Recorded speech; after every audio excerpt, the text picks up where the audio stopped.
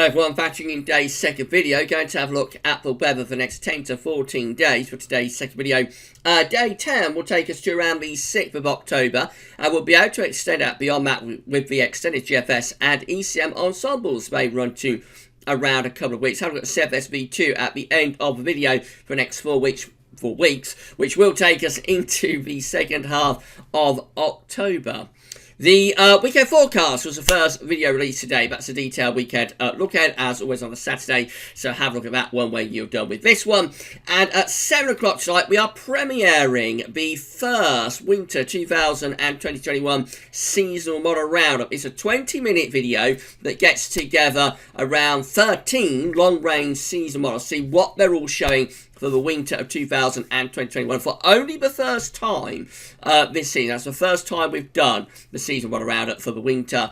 And so, yeah, you'll see what the general model consensus is from all of the long-range models from the world's leading forecast centres at 7 o'clock this evening as a premiere. As soon as that premiere is finished, the video will be placed on the winter updates page at GavsWeatherVids.com with a written summary as well, so you'll be able to have a read of that and watch the video on demand at both channel and website when you would like to do that. So if you're around at 7 o'clock, get your glad rags on and we shall see you for our premiere. Had an amazing live stream yesterday, or last night. It was absolutely incredible. So we had just super chat after super chat after super chat after super chat. So many donations from so many amazing people. And the stream itself reached very nearly £130 in terms of the donations that we received during that live stream. I've never had a live stream go like that. And I just want to say thank you so much to each and every one of you for making that live stream so very, very special. Big thank you to all of the super chatters and all the people who donated, but also thanks so much to everybody else who's on the stream. It just made the stream so very, very special. At the end of the stream, everybody was posting heart, little heart emojis in the live chat. And it was just amazing. It's just absolutely incredible. So thank you to each and every one of you for the love that you showed to me and to GavsWeatherVids on last night's live stream. And of course, if you wasn't able to watch it live, then it's on the channel right now on the homepage at GavsWeatherVids.com until tomorrow.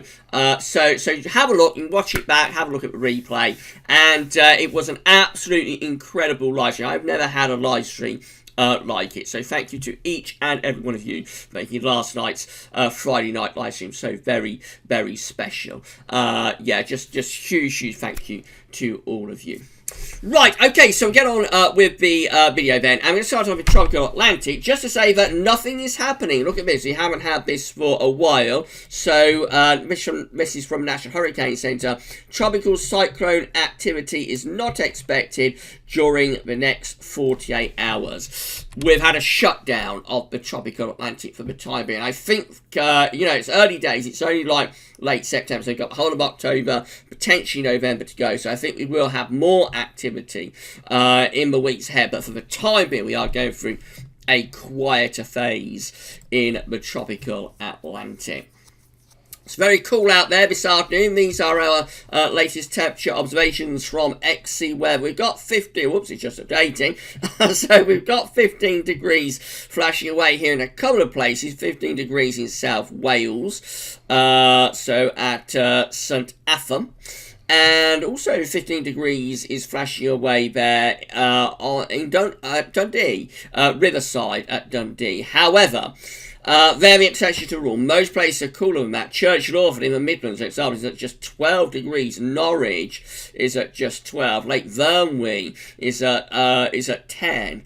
Going northwards, we've got Bingley at just 10. And we've got Newcastle at just 12 degrees. We've got Carlisle at 12. We've got Belfast at 12. And up to Abbeymoor, just 12 degrees there. Out in Harrow at 11. It's very cool out there this afternoon. Once again, we've still got this northerly wind with the origins of the air from the Arctic, and so yeah, very, very chilly afternoon out there once again with temperatures well below par. Even the 15 degrees, even that 15 degrees is a bit below average as a maximum for like late September. It's a couple of degrees below average for southern England and South Wales. So yeah, it's very cool out there this afternoon, and of course this is bringing a reduction of the central in temperature.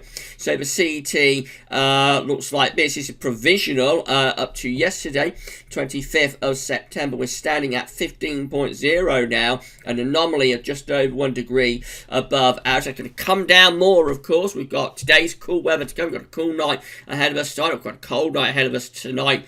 Temperatures aren't going to be that exciting tomorrow either, so this will continue to edge downwards, and I think we're probably going to finish up somewhere in the mid 14s probably, so maybe 14.5 to 14.7, which is about where I would anticipate we will finish up. Of course, we might get a downwards correction as well. You can never rule that out. But yeah, we're going to be in the 14s this September. The question will be, where in the 14s are we? And I would imagine mid 14s is probably most likely. So that'll be interesting to see where we end up. So it's going to be a little bit above average. September is going to be slightly above average, but not excessively hot. We're not going to hang on to these 15 degree.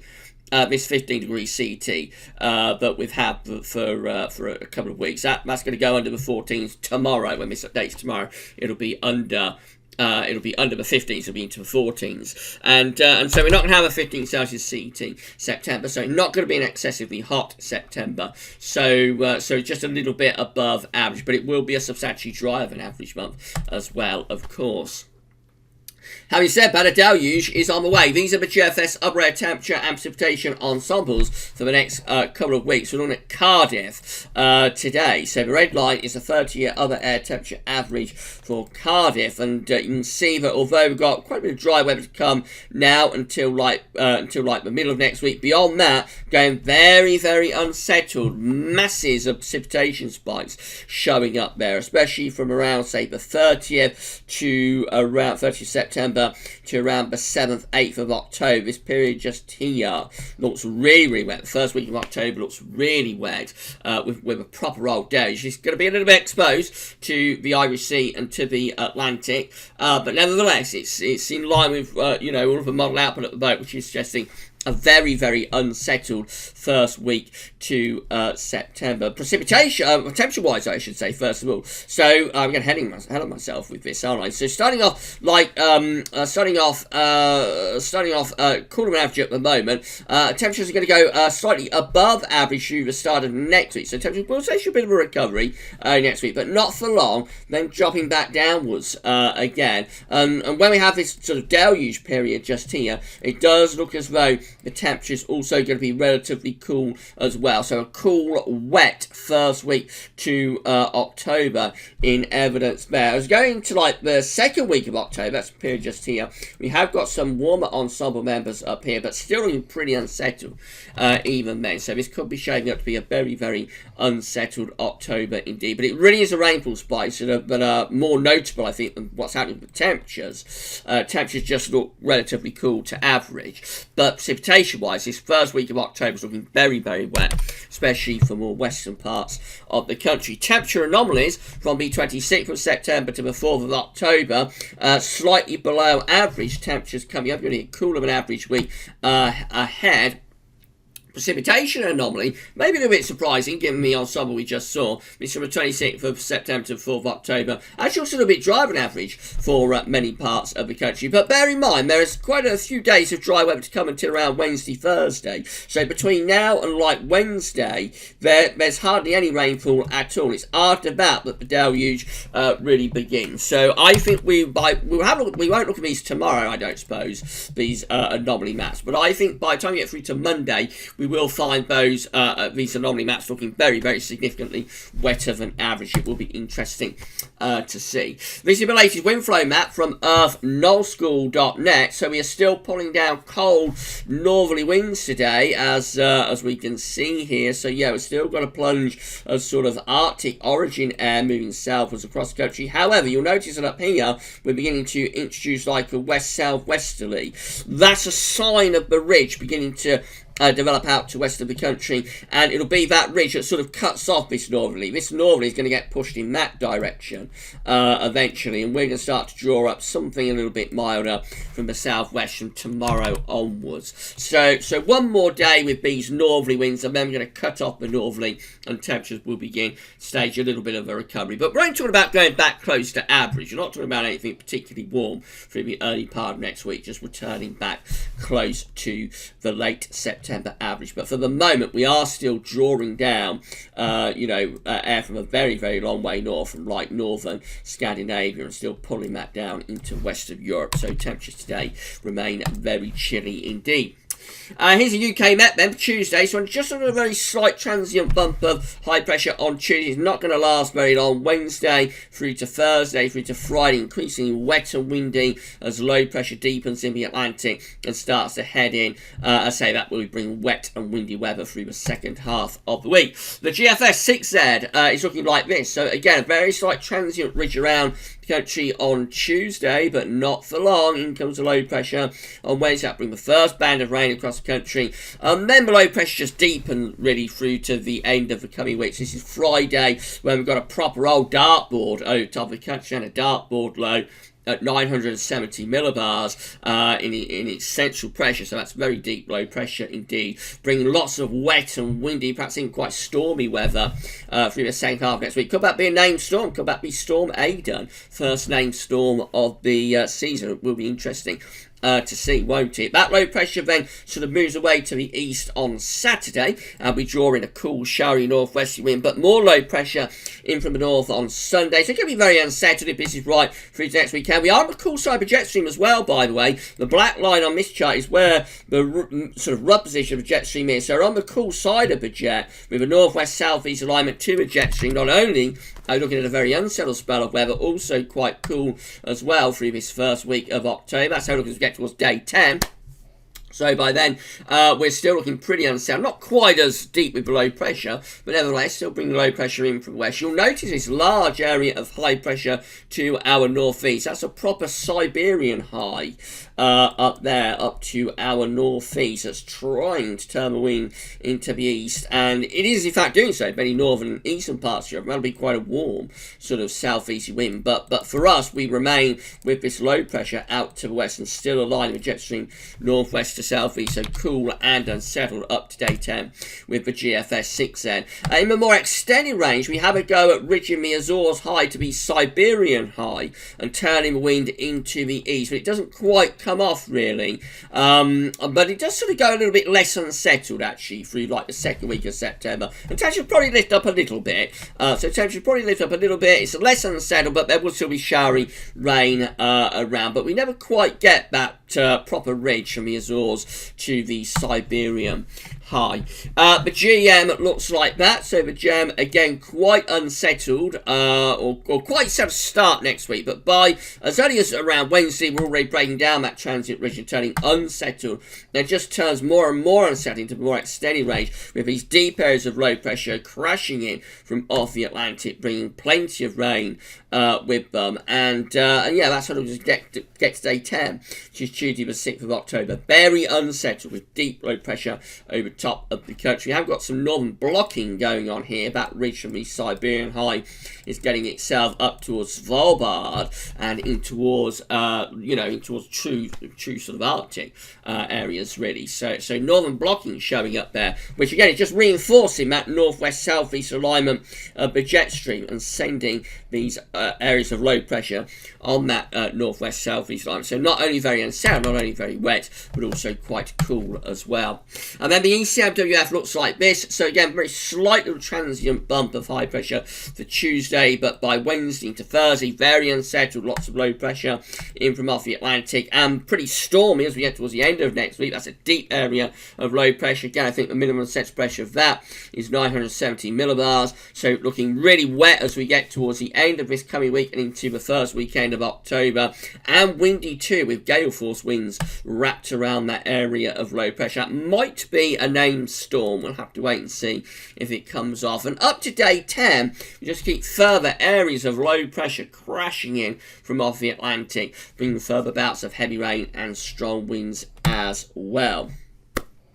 This is a rainfall forecast based on that ECM run from Tameteo.com. Still got showery bursts plaguing the East Coast at the moment. I think I see most of that died away by tomorrow. And then we're looking out to the west for our weather systems from then onwards. So we could bring like a very weak weather front in across the country Monday into Tuesday. It'll produce no more than a few showers, really, but and probably increase the cloud a little bit. It's not until around Wednesday that we start to bring a more active system in off the Atlantic. A proper band of heavy rain comes in from off the Atlantic on Wednesday. That gives us all a soaking from Wednesday to Thursday, and then after that the Atlantic is unleashed with just regular bouts of heavy rain sweeping in from the west. Look at that. That's as we get through to Friday. Looks very nasty, doesn't it? Really deep area of low pressure over top of the country. Isobars are tightly wrapped around that low pressure, so gale force winds will be expected, and a lot of heavy rain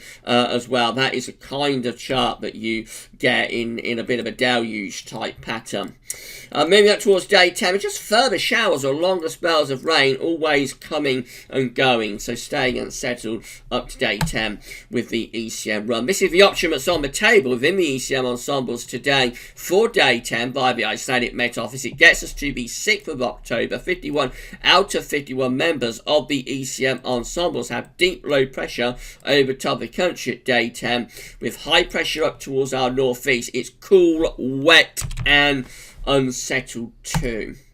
In 2 weeks' time, this is the option that we've got. This is the 11th. This is the 11th of October. So high pressure up to our north and northeast. Northern blocking is away towards Scandinavia, between Scandinavia and Greenland.